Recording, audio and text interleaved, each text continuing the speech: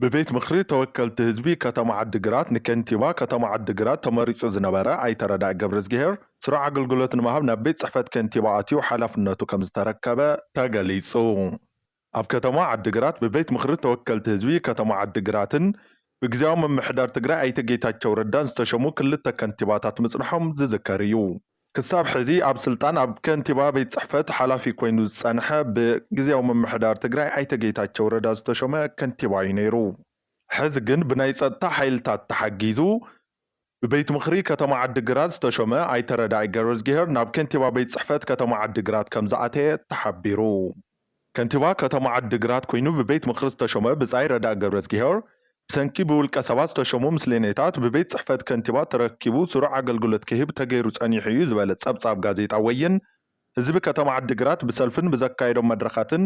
ብቤት ምኽሪ ዝተሾመ ከንቲባ ናብ ቤት ፅሕፈት ኣትዩ ስሩዕ ኣገልግሎት ክህብ እናሓተተ ፀንሐ ኮይኑ ሎሚ ከንቲባ ከተማ ዓዲግራት ብፃይ ረዳኢ ናብ ቤት ፅሕፈት እንተኣቱ ከካይዶ ፀንሐ ቃልስን ውሳነታትን ናብ ተግባር ምስግጋሩ ንኢዱ ክትብል ፀብፂባ ጠበቓ ገበነኛታት ምዃን የብቅዕ ህዝቢ ትግራይ ካብ ጥንቲ ጀሚሩ ስርዓተ መንግስቲ ፈጢሩ ብስርዓትን ሕግን ዝምራሕ ኣብ ሕግን ስርዓትን ዝኣምን ውሕልል ህዝቢ ምዃኑ ማንም ዝፈልጦ ሓቂ እዩ እንተኾነ ግና ኣብዞም ዝሓለፉ 4 ዓመታት ብምኽንያት እቲ ኣብ ልዕሊ ህዝቢ ትግራይ ዝተኣወጀ ናይ ፅንተት ኩናት ስርዓት ክብሩ ስርዓት ብዘይብሎም ወረርቲ ፈሪሱ ሃይማኖቱን ባህሉን ተጋሂሱ ነብሩን ንብሩን እንዳተሓዋወሱ ምኻድ ካብ ዝጅምሩ ፀኒሖም ኣለው ህዝቢ ትግራይን ሰራዊቱን ስምምዕነት ፕሪቶርያ ተጠቒሞም ሰላም ክሰፍን ናይ ሕጊ ልዕልና ክነግስ ዓበይቲ ፃዕርታት ይገብሩ እኳ እንተፀንሑ እቶም ፀገማት ግን ኣብ ክንዲ ዝመሓሹ ካልእ ፖለቲካዊ መልክዕ ሒዞም ብስልጣን እንዳተደገፉ ኣሰላልፋ ፈጢሮም ንህዝብና ናብ ዘይወፃዕፀቕቲ ከእትውዎ ዝረኣዩ ዘለው እዮም ህዝቢ ትግራይ እውን ነዞም ፀገማት እዚኦም ክኹንን ካብ ጫፍ ናብ ጫፍ ተላዒሉ ናይ ሕጊ ልዕልና ይከበር ገበነኛታት ናብ ፍርዲ ይቕረቡ ዝብሉ ጭርሖታት ተሓንጊጡ ኣደባባያት ምውፃእ ካብ ዝጅምር ነዊሕ ግዜ ኮይኑዎ ኣሎ ሰራዊት ትግራይ እውን ነዞም ፀገማት እዚኦም ንምእላይን ንምእራምን ተደጋጋሚ መግለፅታት እንዳሃበ ድሕሪ ምፅናሕ ኣብ ልዕሊ ገበነኛታት ናይ ተግባር ስጉምቲ ምውሳድ ኣብ ዝጅምረሉ እዋን ኣብ ልዕሊ 3 ናይ ግንባር ኣዘዝቲ ናይ እግድ ደብዳቤ ብፕሬዝዳንት ግዝያዊ ምምሕዳር ትግራይ ኣይተ ጌታቸው ረዳ ተፃሒፉ ርኢና ኣለና ይኹን ዳ እምበር እዚ ስጉምቲ እዚ ናይ ትካልና ኣሰራርሓ ዘይተኸተለ ዘይሰቐሎ ዘውርድ በይናዊ ስጉምቲ ስለ ዝኾነ ተቐባልነት የብሉን ጥራሕ ዘይኮነስ ስልጣንካ ተጠቒምካ ገበንን ገበነኛታትን ንምክልኻልን ንምቁፅፃርን ዝግበር ዘሎ ፃዕሪ ንድሕሪ ዝመልስ ስለ ዝኾነ ብቁልጡፍ ደው ክብል እንዳሓተትና ሕጂ ተጀሚር ዘሎ ሕግን ሕገ መንግስትን ናይ ምኽባር ስራሕቲ ተጠናኺሩ ከም ዝቕፅል ንህዝብና ነፍልጥ ቢሮ ሰላምን ፀጥታን ትግራይ 2 መጋቢት 2017 ዓ.ም መቐለ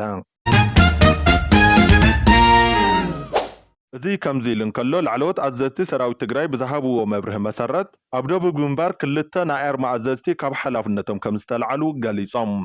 እዞም ካብ ስልጣኖም ዝተላዓሉ ኣዘዝቲ ኣርምታት ኣዛዚ ኣርሚ 22 ዝነበረ ከበደ ፍቓዱን ኣዛዚ ኣርሚ 44 ዝነበረ ወዲ ኣባተን ምዃኖም እውን ንምፍላጥ ተኻኢሉ እዩ እዚ ምትዕርራይ ላዕለዎት ኣመራርሓ ሰራዊት ትግራይ ተጠናኺሩ ከም ዝቕፅል እውን ዝረኸብናዮ ሓበሬታ የመላኽት እዚ ከምዚ ኢሉ እንከሎ ካብ ላዕለዎት ኣዘዝቲ ሰራዊት ትግራይ ሓደ ዝኾነ ብርጋዴር ጀነራል ምግበይ ሃይለ ብፕሬዝደንት ግዝያዊ ምምሕዳር ትግራይ ኣይተ ጌታቸው ረዳ ናይ እግድ ደብዳቤ ከም ዝተፅሓፈሉ ትማሊ ዝወፅ ሓበሬታ የመላኽት ነገር ግን ነዚ ናይ እግድ ደብዳቤ ኣመልኪቱ ብርጋዴር ጀነራል ምግበይ ሃይለ ኣብ ዝሃቦ መብርሂ ኣይተ ጌታቸው ረዳ ዝሃበኒ ስልጣን የለን ንሱ ዝኸልአንን ዘውርደኒ ስልጣን እውን የለን ክብል መልሲ ሂቡ ኣይኮነን ዶ ኣዘዝቲ ግንባራትን ላዕለዎት መሪሕነት ሰራዊት ትግራይን ኣመሓደርቲ ወረዳን ጣብያን እውን ክሸውምን ከውርድን ከም ዘይኽእል ይፈልጦ እዩ ዝበሉ ብርጋዴር ጀነራል ምግበይ ሃይለ እዚ ናይ እግድ ደብዳቤ ካብ ታራ ፈኸራ ሓሊፉ ኣብ መሬት ዝፈጥሮ ነገር የለን ክብሉ ተሰሚዖም ህዝባዊ ሰራዊትና ብሽርሒ ጉጅለ ብሄራዊ ክሕደት ኣይፈርስን ሕወሓት ንፕሬዝዳንታዊ ግዝያዊ ምምሕዳር ትግራይ ሓዊሱ ብሄራዊ ክሕደት ኣብ ዝፍፅሙ ዘለውን ኣመራርሓ ካብ ኣባልነት ኣብ ግዝያዊ ምምሕዳር ዝነበሮም ውክልና እውን ኣልዒሉ እዩ እንተኾነ ግን እዞም ብዕሊ ካብ ሓላፍነቶም ዝተላዓሉ ነበር ፕሬዝደንት ኮነ ካልኦት ኣባላት እቲ ጉጅለ ካብ ሕግን ስርዓትን ወፃኢ ብወነኖም ፀረ ህዝቢ ተግባሮም ኣብ ምቕፃል ይርከቡ ሓድነት ህዝብና በቲኑ ኩሎም ዓቕምታት ትግራይ ብምድኻም ብሄራዊ ክሕደት ዝፍፅም ዘሎ ነበር ፕሬዝደንት ግዝያዊ ምምሕዳር ትግራይ ኣይተ ጌታቸው ረዳ ሕዚ እውን እዚ ተግባር ኣጠናኺሩ ብምቕፃል ነቲ ኣብ ልዕሊ ህዝቢ ትግራይ ዝተኣወጀ ጀኖሳይድ ንምምካትን ህልውና ህዝቢ ትግራይ ንምርግጋፅ ዝተወደበ ሰራዊት ትግራይ ንምፍራስ ዝገብሮ ፀንሐ ሽርሒ ኣብዚ ሕዚ እዋን ናብ ዝለዓለን ኣዝዩ ሓደገኛን ብርኪ ኣሰጋጊርዎ ኣሎ ኣብ ኣጸጋሙ ኩነታት ኮይኑ ላዕላውነት ህዝብና ከውሕዝ ዝተመዛበለን ዝተሰደደን ህዝቢ ከምልስ ኩሉ ዓይነት መስዋዕትን ዝኸፍል ዘሎ ህዝባዊ ሰራዊትና ከጸልሞን ከዋርዶን ፀንሐ ዕሉል ውልቀ መላኽ ነበር ፕሬዚደንት ኣይተ ጌታቸው ረዳ ኣብዚ ሕዚ እዋን ካብ ስልጣኑን ሓላፍነቱን ወፃኢ ንኣመራርሓ ግንባራት ሰራዊት ትግራይ ከም ዝኣገደ ገሊጹ ኣሎ እዚ እገዳ ዝኾነ ይኹን መሰረት ዘይብሉን ዘይትግበርን እኳ እንተኾነ እቲ ጉጅለ ክሳብ ክንደየናይ ካብ ሕግን ስርዓትን ወፃኢ ዓቕምታት ህዝባዊ መኸተና ንምብታን ለይትን ቀትርን ይሰርሕ ከም ዘሎ ቁልጭ ኣቢሉ ዘርኢ ተግባር ኮይና ኣሎ እዚ ሰንሰለት ሰራዊት ብባህሪኡ ንቅፅበት እውን ክቋረፅ ዘይግባእ ኣብ ልዕሊ ምዃኑ ኣብዚ ተኣናፉ ኩነታት መራሕቲ ግንባር ኣጊደ ኣለኹ ምባል ኮነ ተባሂሉ ተቓልዓይነት ክውስኽ ንምግባርን ላዕላውነት ድሕነትን ህዝቢ ትግራይ ኣብ ሓደጋ ንምውዳቕን ዝተኣለመ ካሊእ ክሕደት እዩ ዝኸበርካ ተቓላሳይ ህዝብና ዝኸበርካ ኣብ ኩሉ ብርክታት ዘለኻ ጅገና ዋሕስ ህዝብኻ ዝኾንካ ሰራዊትና